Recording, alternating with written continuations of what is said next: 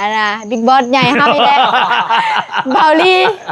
คำมือแหละมาแวพี่บ่เล่นอะไรแบบมันเป็นทางผ่านเนาะมาแวลินแวหัวแวอบอุ่นเฮือนซ่านนี่บ่บ่ให้แหวได้ยังได้ก็หวานใจคอยอยู่นี่เนาะลุ่ม ไป ได้ ไปเลยแบบเห็นหนังกับผู้บ่าวเด้อป๊า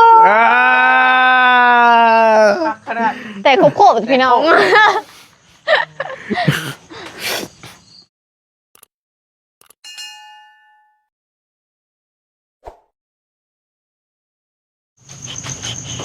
ใช้ใหม่ เปิดช่องให้แน่เตย กาลงคายสบายดีเด้อ ใช้กะง่ายมือบ่ อันนี้ได้ให้ไอ้บีได้ไหมให้ในบัตรนึง เอาใหม่อ่ะ ทำไม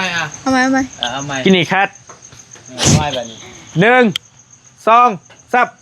กับใครสบายดีเด้อพ่อแม่พี่น้อง FC ทางภาคทางพังลาว มณิกาเปิดซ่องให้อะไรบิ๊กบอสใหญ่เฮาอีแล้วเบาลี่ บิ๊กบอส เบาลี่ โอ้ย ต้องเบาลี่พี่น้องเอ้ย เมื่อยเด้ เปิดซ่องไอ้เพิ่นมันนี่นะ มอ่า บอส ได้อีปี แน่บ่ได้ ยังบ่คักปานใด ยังบ่คักบ่ ยังบ่คักแต่ว่าคักสำหรับมือใหม่ชนิดโอเคเลย สำหรับต้องจะให้ขับคนนี้ แต่ว่าคือไอ้ทำบิดก็เกะกะกะอยู่แล้วอันนี้ถือว่าโอเคได้สำหรับมือใหม่นี่เอาไหมเอาลองเทสไหม1 2 ซับเอานบมือขึ้นไหม เอาเลย เอาเลย เด้อสบายดีเด้อพี่น้องเด้อมณิกาพบกับซ่องเบาลี่สายบุญคือเก่าเนาะพี่น้องเนาะ มันบ่ได้นะมันเจ้า เฮาบรรยายไปเฮาตอนนี้เฮากับมานั่งอยู่กระตูกอหย่างสินะ โอเคโอเคเอามาสิมาคุยกันว่าเคยเฮากับเอื้อยเฮาว่าเพิ่นเป็นได้นั่นโน่นนี่เว้าไปต่างหยอกธรรมชาตินะให้มันคือธรรมชาตินั่นเอาไว้โอเคคัด1 2 3 นมใหม่บ่ ดมไหมเอาคัดเด้นี่เด้1 2 3 สบายดีเด้อพี่น้องเด้อมณิกาพบกับซ่องเบาลี่สายบุญอีกแล้วเนาะพี่น้องเนาะมณิกามานี่แหละอีทางไอ้เคยกก ไอ้เคยด่าพี่น้องเลยกับตะโบพี่น้องมณิกาอยู่ตูบนี่คือเก้าพี่น้องเอ้ยคุณตาคือเก้าอะไรพี่น้องเอ้ยมณิกา จะมียังอยากถามไม่เคย มียังมาเว้ามา ถามรถยังมียังข้างคาใจถาม ถามมา แนมหนาก็ชาเรื่องกันเลย เป็นกันเองดีกว่าเคยกันนอกแห่งย่านนะเอ้ย มียังเตย อุ้ยอ้อย เนาะโอ้ยใจเย็นน้องเตยเพิ่นกำลังเริ่มถ่ายคลิปเพิ่นสิลง YouTube เพิ่นสิเป็น YouTube แล้วพี่น้องก็เลยจังให้เพิ่นลองสัมภาษณ์อ้ายๆเพิ่นหน่อยนึงลองเบิ่งเราสิสัมภาษณ์ให้ ก็ร่วมกันได้ได้เด้อถามได้ โดยอายคือว่าไปเคสใหม่บ่มื้อนี้เป็นได้มื้อนี้นะ มีเคสใหม่บ่ก็ไปเบิ่งงานน้องละขายก้อย อาศัยอยู่กลางป่ากลางดงนั่นแหละ เพิ่นซื้ออะไรน้องหลาเพิ่นนะ ออนซ่อน 2 คน แม่น ออนซอนรวมกันแหละเป็นออนซอนแล้วเนาะ ซื้อม่วนพี่น้องเอ้ย จะถามเป็นยังคือกรรมมาอีกคือคำคือมืดละ คำมือแหละมาแวพี่บ่เล่นอะไรแบบมันเป็นทางผ่านเนาะมาแวลินแวหัวแวอบอุ่นเฮือนซ่านนี่บ่ บ่ให้แหวได้ยังได้ก็หวานใจคอยอยู่นี่เนาะ เฮ็ดสิกายเลยก็บ่ได้พี่น้องเอ้ยหวานใจผู้นี่เฮ็ดแจ่วบ่ได้สิกายเลยก็ได้ มึงละละ โอ้เคสใหม่เบิ่งเคสใหม่เนาะกับทีมงานบ่ แม่น กับพอเนาะเพิ่นก็เป็นอะไรเฮือนซ่านเพิ่น งานซานเพิ่นบ่โอ้ก็ถือว่าเป็นอีกหนึ่งเคสที่แบบว่าลำบากหลาย ตอนนี้ก็ยังขาดแคลนทุกอย่างเลยแหละเงินที่อยู่ก็ยังบ่มีดินที่อยู่ก็ยังบ่มีไปขออยู่ดินเพิ่น แต่ว่าอยู่กลางป่าบ่ แม่นอยู่กลางป่าเลยเข้าไปนี่ยุ่งนี่โอ้กินเต็มเลย ซ้ำบ่สวนมักตอง กลัวอีกเจ้าสวนมักต้องเลยนักแล้วไปเจอนะเฮงเจ้าปัดรถปัดข่อยก็บ่ไป โอ้ ควันไฟก็บ่ย่านอีกนะ ถ้าเฮาได้ไปนี่ป้อก็สิหอหน้าหอตาสัมไปดำนาบ่ล่ะพี่น้องเอ้ย ต้องสัมผัสตัวจริงจริง เ ไปสัมผัสเบิ่งอยากฮู้นะ โดย เสียงได้เนาะไว้เตยเนาะ ก็เห็นอยู่ พี่น้องเอ้ยว่าซั่นเด้ โดย ก็เห็นอยู่เห็นเบิ่งคลิปอยู่เบิ่งคลิปบาวบี้แล้วก็เบิ่งคลิปเบาลี่พี่น้องเอ้ย ร้ายเบิ่งคลิปใส่กกใส่บุญเพิ่นนี่แหละเอาบ่ใส่ ใส่กุกเอาบดน้ำเลยนะเดี๋ยวนี้ก็เป็นการดีเป็นการสิเปลี่ยนเป็นเคยกกเป็นการโปรโมทช่องไปในตัวเลยแล้วบอกชื่อช่องเลยเด้ช่องเพิ่นน่ะ กะกาคลิป ใส่บุญ เดี๋ยวก็ฝากไอ้เด้อน้องใบเตยชาแนล หยุดกว่านี่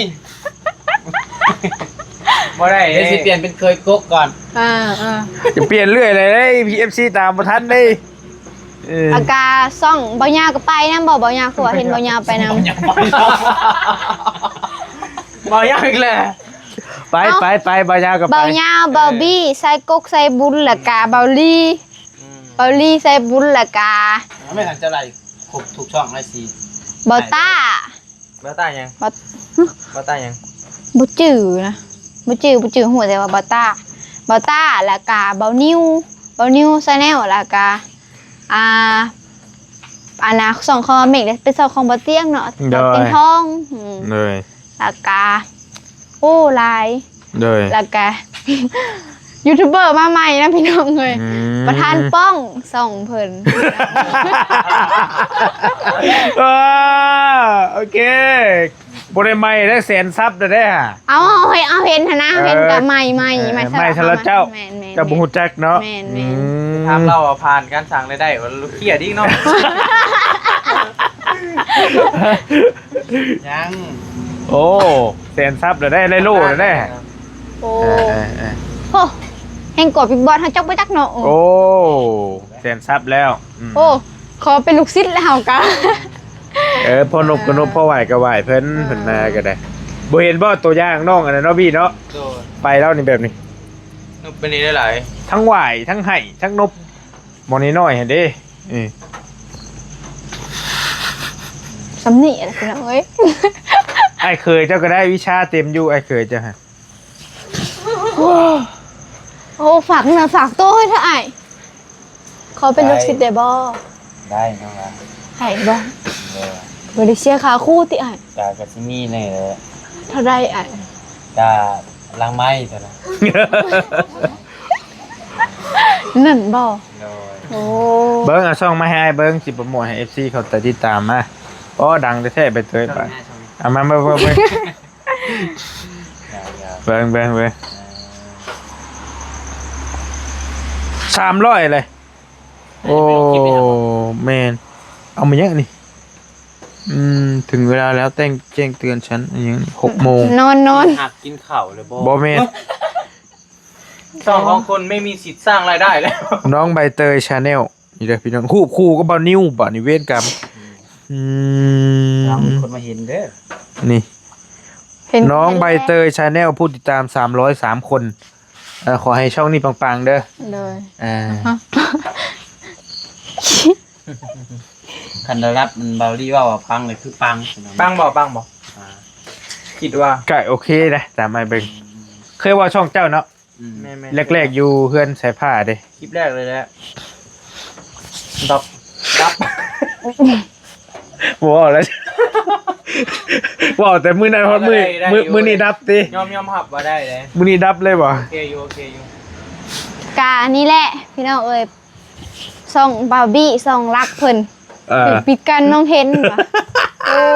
ให้อีกแล้ว แต่อีตนได้อายเอ้ย เติมตะบาแล้ว บุญคำ บุญนำสู่อายเอาสำเนาะโอ้แต่อีตนนึงบุญคำกันบ่สู้สำพี่น้องเอ้ยถึงปิดกันเลยโอ้แต่อีตน ต่อไปสิกอดคอต่อไป เอาปอบปอบปอบ กระถึกเราเห็นหลายเราก็บ่กล้าเราก็แบบนี้ห่างๆอยู่เนี่ยถึกแล้ว เสียเขาป่ำมาเลยบ่ได้ตูมก็ฝากซ่องเพิ่นเด้อพี่น้องเด้อครับ ช่องหนึ่งช่องยัง ซ่องอาณาบาร์บี้เซโนพี่น้อง บาร์บี้เซโน โดยใส่เสื้อสีแดงๆดอกสีจักสีแดงจักสีอาณาสีตะมูแล้วเฮาก็บ่มันเข้มกว่านี้อีก อาจจะชิตามุกเบิ่ง จากสีแดงเอาสีโมบ่ เห็นพรสวรรค์ของใบเตยอย่างหนึ่งคือบ่อายหนึ่งเลยเป็นคนบ่อายเลยกล้าแสดงออกเลยมักปากมักเว้าแล้วก็มีความอ่อนหวานอยู่นิดๆสิเป็นคนห่าวๆนิดนึงแต่ว่าก็มีความอ่อนหวานอยู่เวลาอ้ายๆมานี่ก็สบายดีเมื่อก็สบายดีเห็นนะแต่ว่าก็พอดีงามสมๆหวานๆกลมกลืนกันก็คักอยู่ อันนี้เข้มมัน โอ้น้องเพิ่นนี่ เข้ม จากแรกส่วนตัวไอ้ก็บ่ฮู้บ่ได้อยู่นำประจำบ่ได้อยู่นำประจำเนาะแต่ว่าน้องโบก็โอเค โดย คนถ่อมตนบ่ค่อยเว้าแต่ว่าส่วนตัวไอ้ก็บ่ฮู้แหล้วแต่ว่าไอ้เมื่อแหละบ่ฮู้ชุมเจ้าแล้วเจ้านั่งคุยกันบ่จักตัวนั้น เมื่อนี่ใส่เมื่อก็มันต่อไปเรื่อยๆเนาะ หยอก ตีมาทำกันเนาะเต็มเลย หยอกอันว่าสิมากลับมาอีกหั่นนะบ่ได้มาบ่ ครับบ่ได้เอาเงินบ่ได้ แน่ เอาเงินบ่ได้ ต้องอยู่เงินเลยเด้ ประมาณแบบว่าอยู่ในกรอบ บ่อันนี้เตยไอ้ถามนี่ เลย อยากเฮ็ดดีๆบ่สิเป็นดีบ่อันนี้หรือว่าแนวใดอันนี้บ่เฮ็ดลิ้นได้นะคันสิเฮ็ดดีๆได้ กับบ่ฮู้ปานใด แน่ ยังบ่แน่ใจค่ะแต่มาหักพอถ่ายก็ถ่ายลงได้อยู่แต่ว่าสิเฮ็ดเลยก็ยังบ่แน่ใจค่ะว่าลิ มันบ่ได้มีหยังเสียหาย มันบ่ได้มีหยังเลย บ่ได้ลงทุน YouTube เนาะ แม่น เข้าใจแต่ว่า บอกแล้วว่าบ่ลงทุนเติบหนึงอยู่ได้ ๆบ่คันคือชุมเฮาแม่นคันคือชุมเฮา ถ่ายแบบนี้อยู่ใน คันคือชุมเฮาความหมายว่าเจ้าสิเฮ็ดไปแบบใดบัดนี้คลิปเจ้าอาจจะต้องถามเจ้าก่อน เฮ็ดตามชีวิตประจำวันนั่นแหละ โอเคมันบ่ได้ลงทุนแบบนั้น สิลงทุนยังจับ บ่ได้ลงทุนน่ะ ใส่ คันคือชุมเฮานี่มันลงทุนเนาะ แม่น ลงทุนหลายคือชุม มี เฮา แต่ว่าถ้าเขาเฮียนก็มีแต่เลยเฮียนมากระถ่ายให้เล็กน้อยๆลงพอให้พี่ เฮ็ด น้อง ของอยู่ของกินเด้ ถ่ายชีวิตเจ้าเองเนาะ เลย ก็คิดว่าได้อยู่ดอกบ่รีเบิ่งณช่วงนี้ได้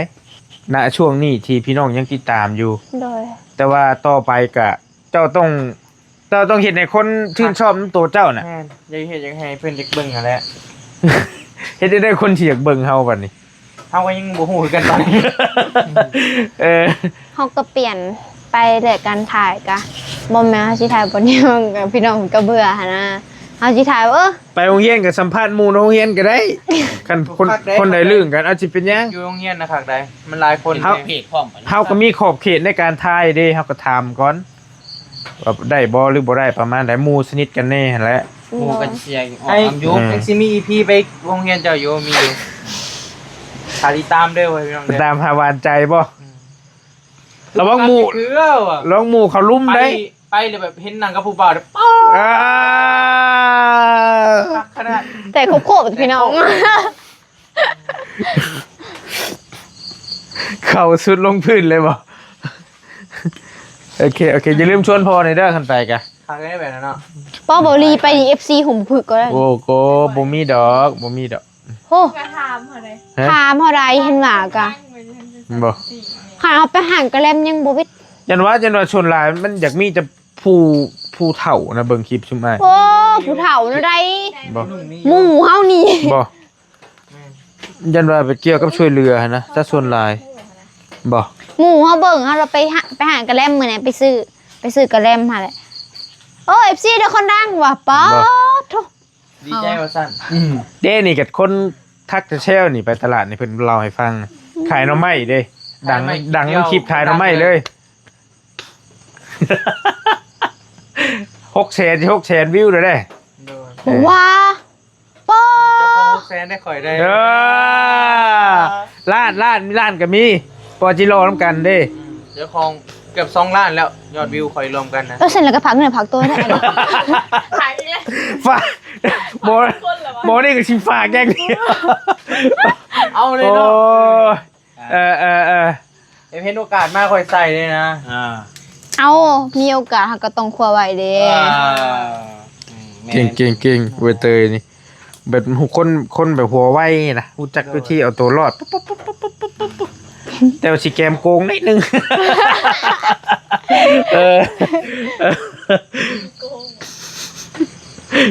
หลอกนิดนึง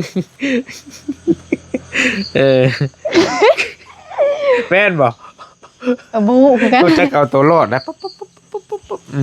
คือเอาว่าเบานิ้วเว้าเก่งจังได๋จนยอมไปเตย ย่อมไปเตย อ่า ย่อมไปเตย เรื่องเถียงเดี๋ยวยอมไปเตยตีกันเลย ทีมงานบ่มีใครกล้ามีแต่คนยอมเบานิ้วเบิดมาเจอใบเตยเบานิ้วยอม ก็มีคนหักเพลงหลายอยู่เตยนี่ก็ล่าสุดนี่มีคนส่งมาขอเฟซอีกแหละ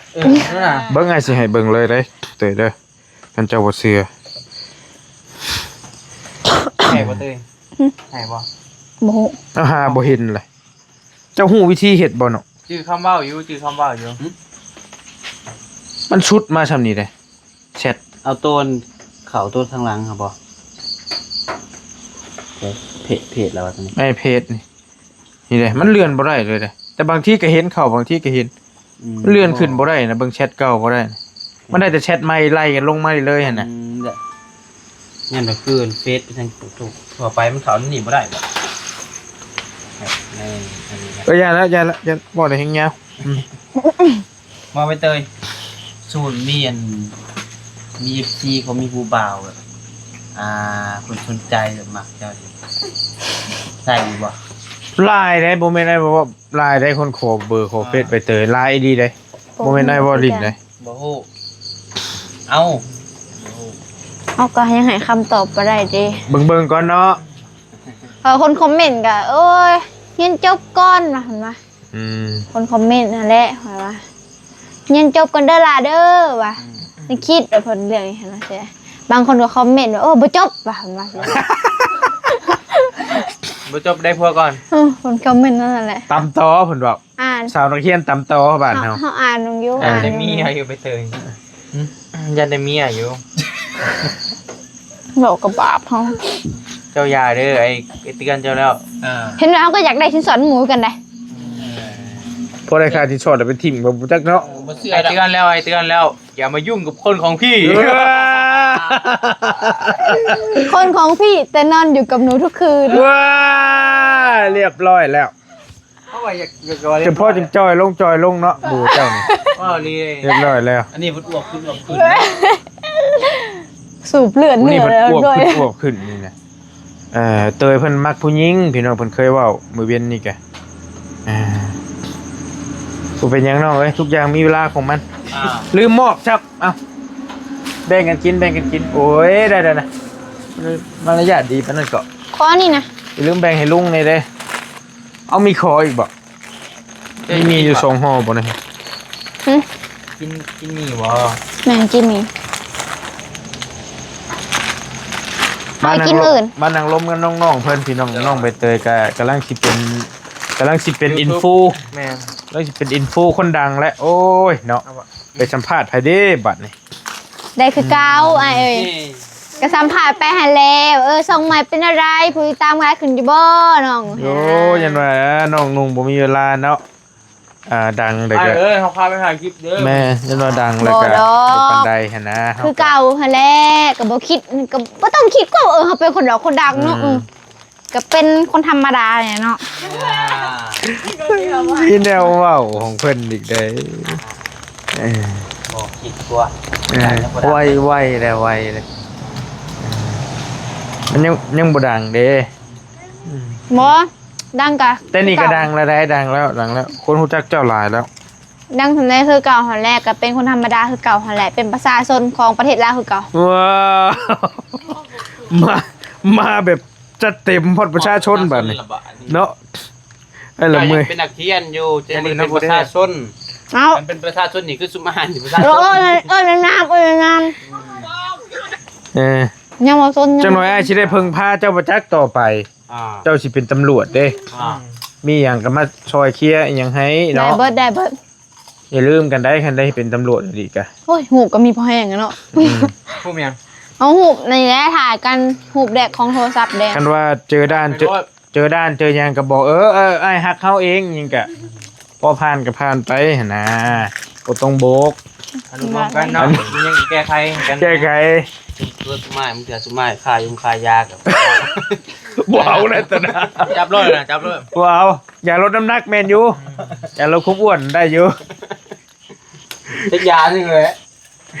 อย่าลดน้ำหนักปลาลุงปลาล่าก็ว่ากันไปยาดีคงดีไข่วัดจับกันยาดีไข่ จากแรกเนาะแต่มันเถื่อนก็จับเลย บเซวาซีได้ครับ ขายผิดปกติบ่ ไข่ดีดิ เอาเขาเป็นตำรวจก็บ่เห็นว่า พี่น้องเฮ็ดผิดแล้วเฮาสิบ่เตือนเด้เฮาก็ต้องเตือนแน่ ตักเตือนก่อนเนาะ แต่ว่าถ้ายังเฮ็ดอีกก็จับหั่นแหละ ก็เป็นความเล่าแหละ ไอ้สมมุติไอ้เคยเจ้าได้นี่มาอยู่น้ำนี่จับบ่นี่ถ้าเรานอกใจเอื้อเจ้านี่ มันบ่เกี่ยวกับกฎหมาย มันบ่เกี่ยวกฎหมายตัวนี้เนาะ โดยถ้าทนายแล้วคืออยู่ บ่มันจับผิดนั่นน่ะ ถ้าทนายแล้วคืออยู่ถ้าสมมุติเขาเป็นทนายหั่นนะ อ่า คืออยู่นะ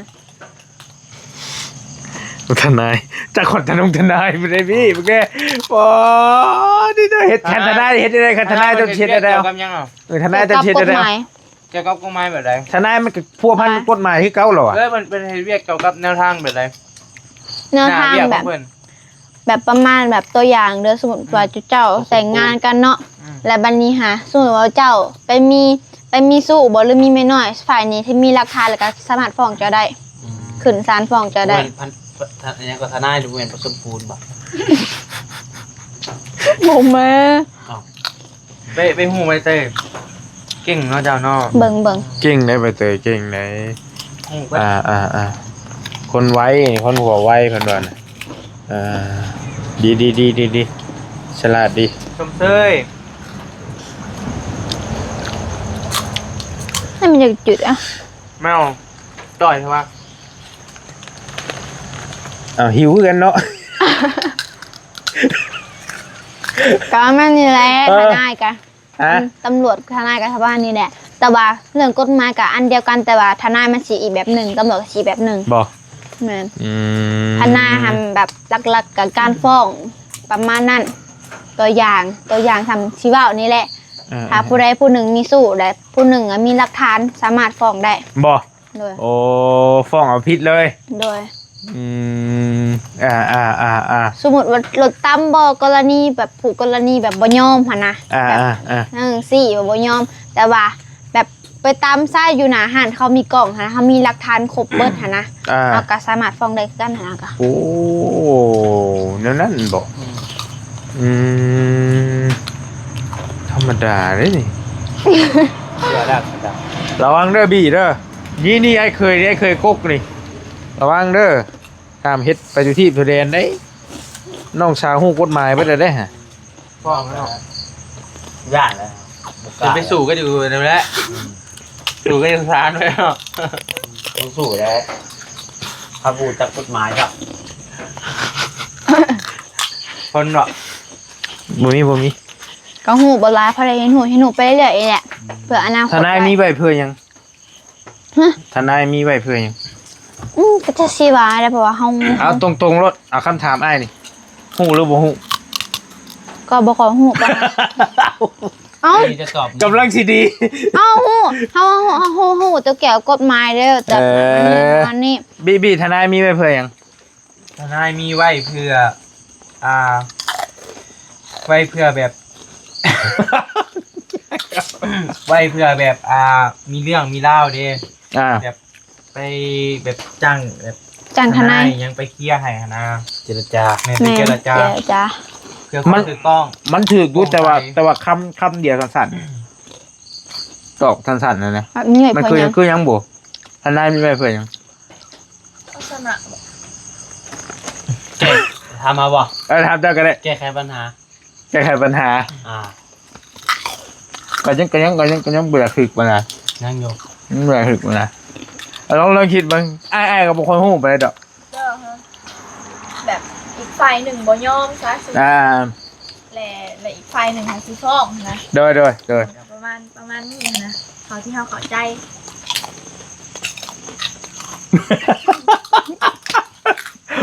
เพราะหากฎหมายแล้วทาง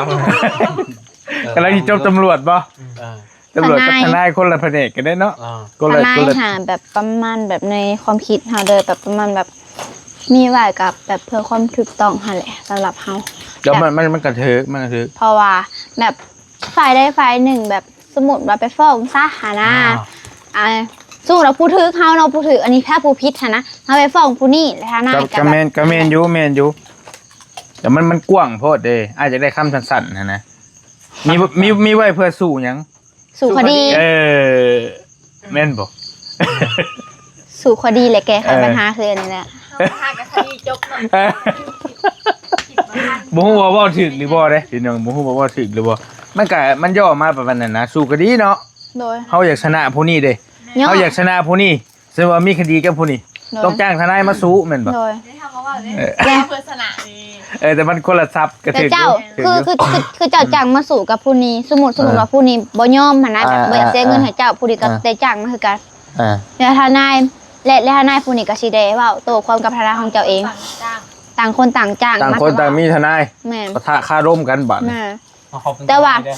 แต่ว่าถ้าเจ้ามีหลักฐานแน่นหนาแหละทางนี้ก็สิยังบ่ได้เจ้าคือกัน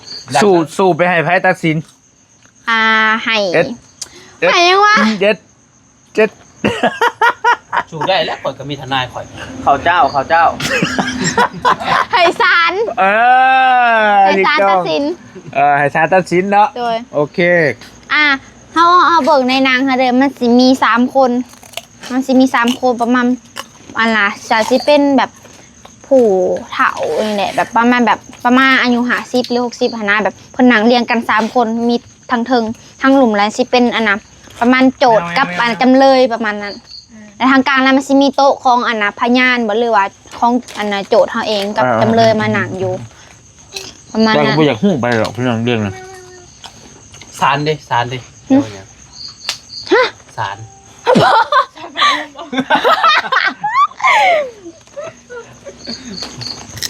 เอาแล้วไปแล้ว ต่างคุยหยอกกันนี่ดอกต่างมีความฮู้ก็บ่ค่อยฮู้ไปหรอกเบาลีก็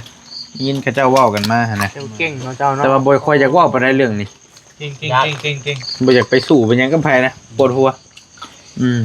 อยากเป็นคนธรรมดาเนาะ คนธรรมดาอยากเป็นคนธรรมดาแต่ว่าแสนพิเศษ ดาว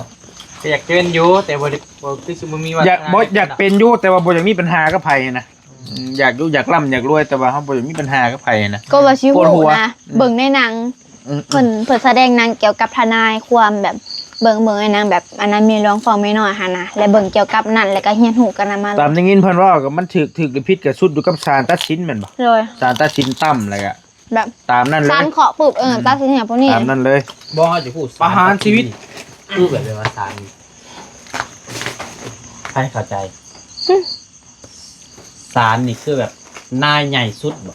มันถามว่านายใหญ่มันก็ใหญ่แต่ว่ามันตัดสินให้ผู้นี้ผิดผู้นี้ก็ผิดเนาะ แม่น มันถามว่ามันก็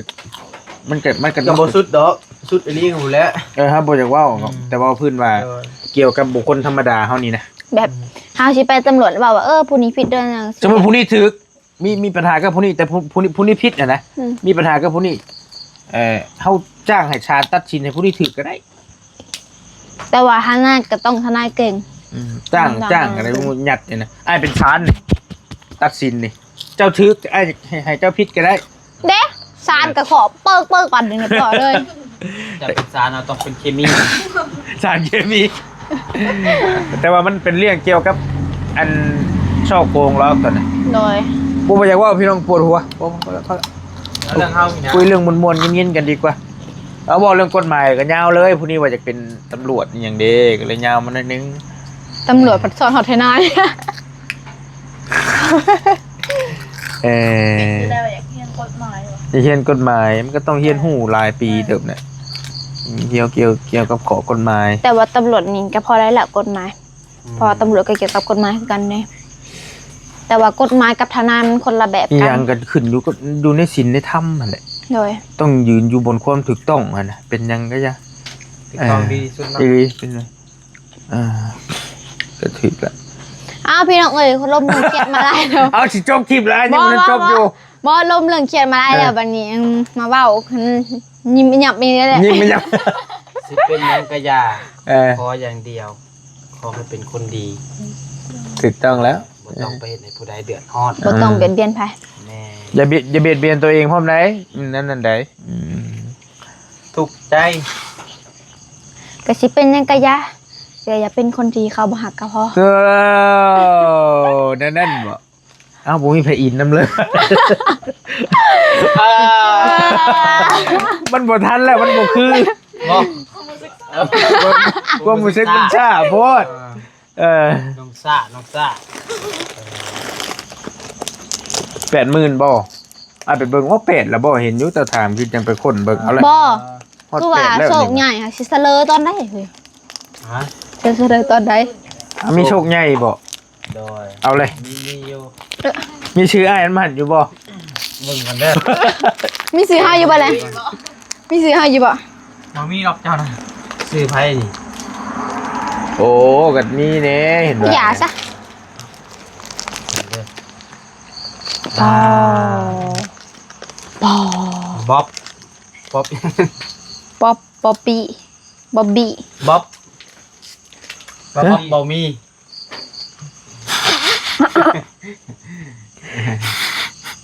เอ่อ มีโชคใหญ่ มีโชคใหญ่ เอาง่ายๆกัน มีรุ่นมาสั่นซะ เอาง่ายๆกันทุกคนมีสิทธิ์รุ่น เอาคือบี้อีกแล้ววนไปวนมาใกล้คนใกล้ตัวนะ บ่เป็นหยังทุกอย่างมีเวลาของมัน ทุกอย่างมีเวลาของมันนะ มื้อใดเฉลยมื้อใด มื้อ มื้ออื่นบ่อืม ต้องตื่นแต่เช้า อ่า ตื่นมารุ่นเลย เฉลยจังโมง มื้อผู้ได้ตื่นเช้าแหละน่าจะเป็นของผู้นั้น เอา โอเค2 โมง ป้อ เช้า มื้อ เจอ น่ะ กัน ตื่นแต่ป้อเช้าอยู่พาแม่ไปฟอกไตไปจักบืน ก็ต้องนอนจากเลยเอา ให้มาแวะก็ได้เด้อโทรมาพา มี ตู้ ได้แต่ข่อยบ่เมื่อเรา สิพาตู้แม่มาแวะหน่อยหนึงก็ได้เพิ่นมารับข้าวแล้วก็ไปก็ได้ กะพังเบิ่งพี่น้องเนาะกะ สาวราช โอ้ บ่อ้ายพอดีปิดหนีเลยอ่ะ ผู้นี้ก็สิเอานี่อย่างเดียว เพราะว่าสิใส่กระดองง่าย ข่อยเวกได้เองดอกข่อยปล่อยวาง อยากได้หยัง ปล่อยวาง เออปล่อยว่างนะมันสิได้เอง บ่ โอเค ก็แล้วใครได้ก็ยินดีนะเพิ่น ดีอืม เดี๋ยวถ้ารุ่นเบิ่งมื้ออื่นพี่น้องเอ้ยเนาะ มีเงิน20ล้านสิเตรียมเซอร์ไพรส์ แม่น บุคคลใดบุคคลหนึ่ง แม่น จักสิแม่นไผบื้นเนาะ โดย โอเค20ล้านประมาณ 30,000 บาทพี่น้องเอ้ยเอ้า ผมสันผมยาว จะฟัง ยาว นำกัน จักเส้น ใบเตย ผมนี่บ่ ตัวถามไปนี่ดีกว่าผู้ชายผู้หญิงก็ได้เอาประมาณนั้นก็ได้ เนาะ ผู้ชายเพศชายหรือเพศหญิง บ่แต่มันสิจะเลยเด้ บ่ ตัว ผู้หญิงมันก็หลายคนผู้ชายก็หลายคนบัดนี้ บ่ ก็ถามเบิ่ง ผมนี่มีผมสั้นกับผมยาวผมนี่ อ่า ทางหน้าสันทางหลังเงี้ย แจ้ค่ะขางนี่สั้นขางนี่ยาวกว่ากัน ให้อ้ายสันนิษฐานเด้อ อ่า ผู้ชายกับผู้หญิงอันนี้นะ แม่ๆๆ สั่นกับยาทึกบ่แต่แม่นบอกว่าแม่นแล้วถึกแล้วอันนี้น่ะ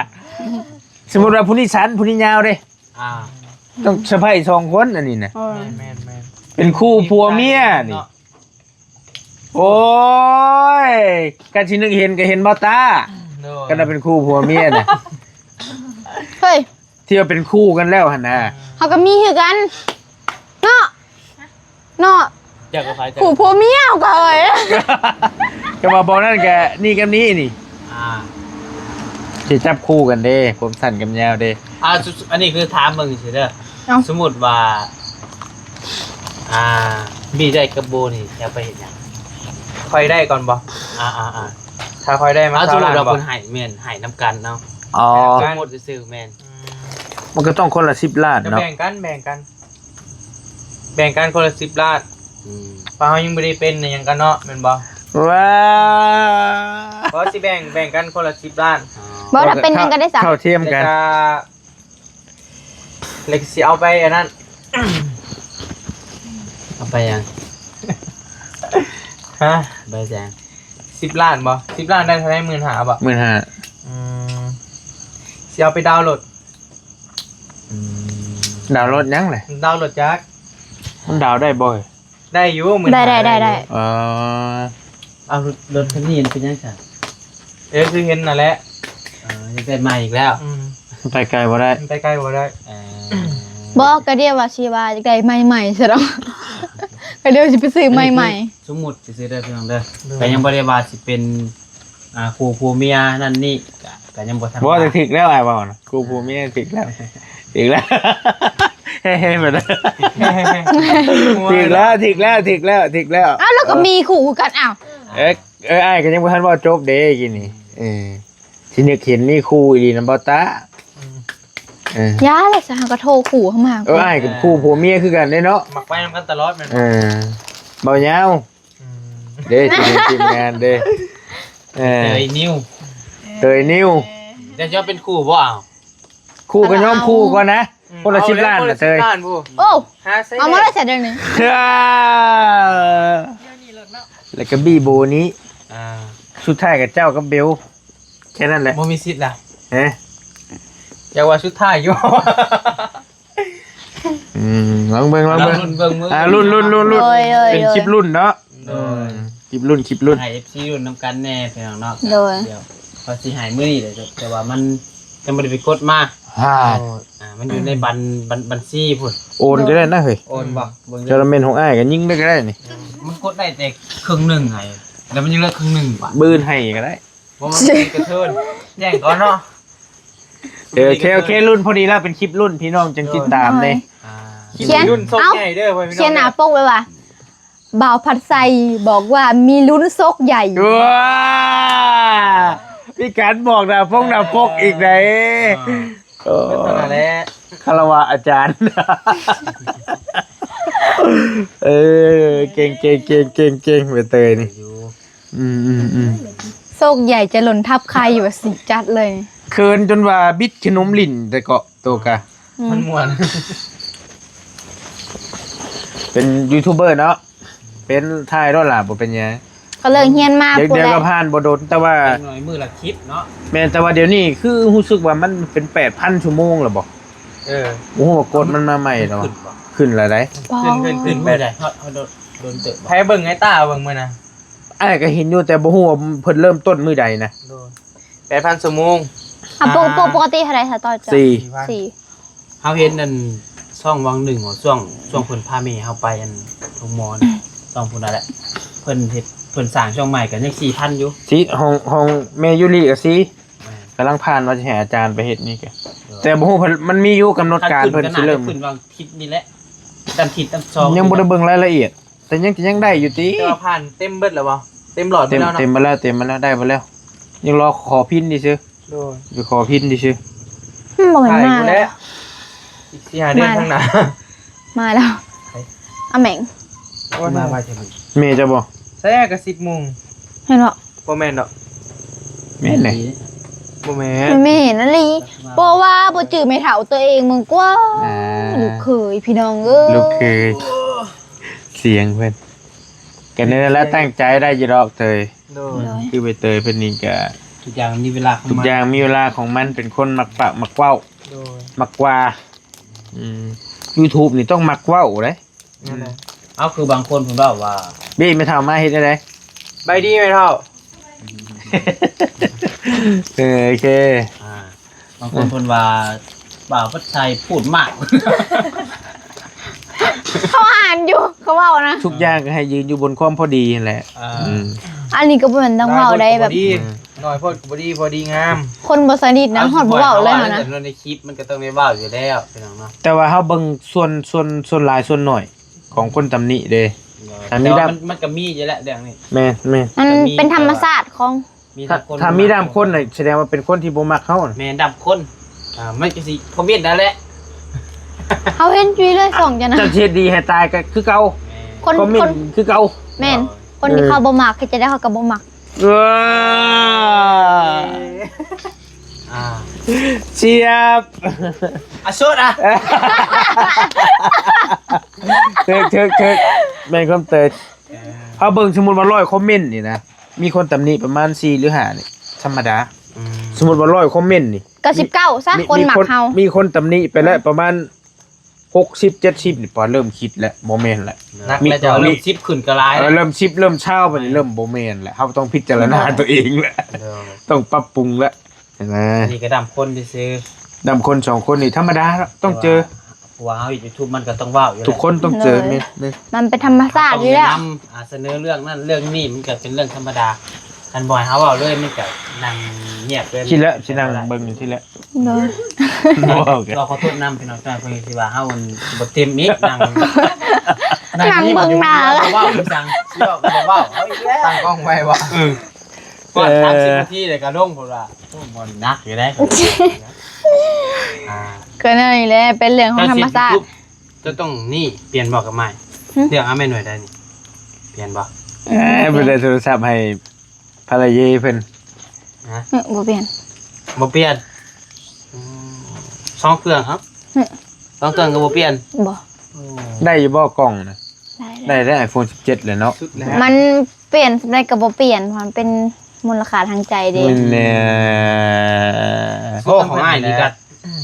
มูลค่าคือกันได้นี่ เอาเพิ่นตั้งใจซื้อให้เฮาเด้แหละเฮาสิไปเปลี่ยนไปแล้วเพิ่นไปเฮ็ดได้ซะเพิ่นก็เสียใจเพิ่นหั่นแหละเสียน้ำจิตน้ำใจเพิ่นเห็นว่าก็ ก็ ได้ ได้เพิ่นเฮ็ด โอ้โหแหละตอนหน้ารับลาเฮาก็เฮ็ดนั่นแหละ ตรงไปตรงมา เฮาก็บ่เปลี่ยน แนวนั้นบ่ พอเพิ่นก็ตั้งใจฝากมาซื้อให้เฮาสิไปเปลี่ยนบ่ได้ ดีชมเชยเด้อไปสมควรแก่เวลาฉันน่ะเมื่อยแล้วบัดนี้เนาะ โดย นอนพี่บ่ เมื่อไป กะสมควรแก่เวลาเนาะพี่น้องเนาะกะสิได้ ปิดคลิปให้ได้เด้ จบคลิปปิดคลิปได้เพียงเท่านี้ก่อนเด้อสำหรับคลิปนี้ลาก่อนแล้วสบายดีเด้อ ไป พี่ ดี น้อง เด้อ ว้าสวัสดีพี่น้องเด้อ สวัสดี กลับบ้านมาดูหานอนก่อน กลับบ้านบ่